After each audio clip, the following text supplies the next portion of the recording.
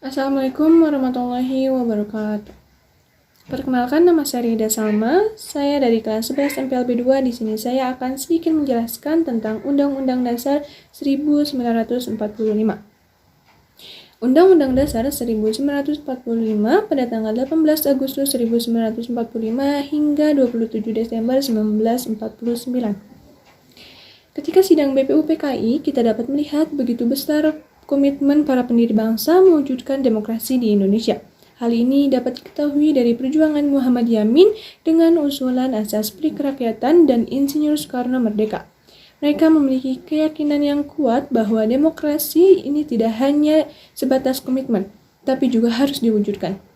Sehari setelah Indonesia merdeka pada tanggal 18 Agustus 1945, Indonesia memberlakukan Undang-Undang Dasar yang merupakan konstitusi tertulis. Pertama, penanda diterapkannya demokrasi konstitusional.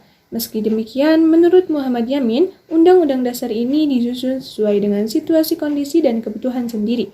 Badan Pekerja Komite Nasional Indonesia Pusat atau BPK-NIP kemudian mengumumkan belum sempurnanya Undang-Undang Dasar 1945. Naskah Undang-Undang Dasar 1945 yang disahkan oleh Panitia Persiapan Kemerdekaan Indonesia atau yang sering dikenal sebagai PPKI terdiri atas pembukaan dan pasal-pasal yang meliputi 71 butir ketentuannya tanpa penyelesaian. Menurut Muhammad Yamin, Konstitusi RI yang diputuskan dalam rapat PPKI pada 18 Agustus 1945 memiliki kekuatan mengikat. Artinya, Undang-Undang Dasar ini sebagai dasar hukum yang bersifat mengikat.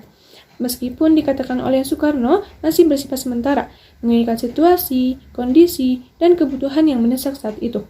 Konstitusi terbagi menjadi 3 bagian, yaitu A. Mukadimah Konstitusi yang dinamai bagian pembuka. B. Batang tubuh Konstitusi yang terdiri atas 15 bab dalam 36 pasal, dan C. Bagian penutup konstitusi yang terbagi atas bab 16 pasal 37 tentang perubahan Undang-Undang Dasar, aturan peralihan dalam 4 bab dalam 2 ayat. Pembukaan dan pasal-pasal itu di kemudian hari baru diberi penjelasan oleh Profesor Dr. Mr. Supomo. Selanjutnya, Undang-Undang Dasar 1945 dimuat dalam Berita Republik Indonesia tahun 11 nomor 7 tanggal 15 Februari 1946. Secara garis besar, Undang-Undang Dasar 1945 ini terdiri atas pembukaan, batang tubuh, dan penjelasan.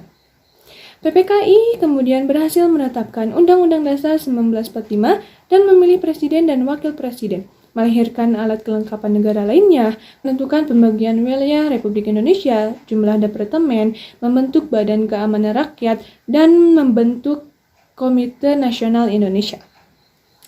Mungkin sekian penjelasan tentang Undang-Undang Dasar dari saya.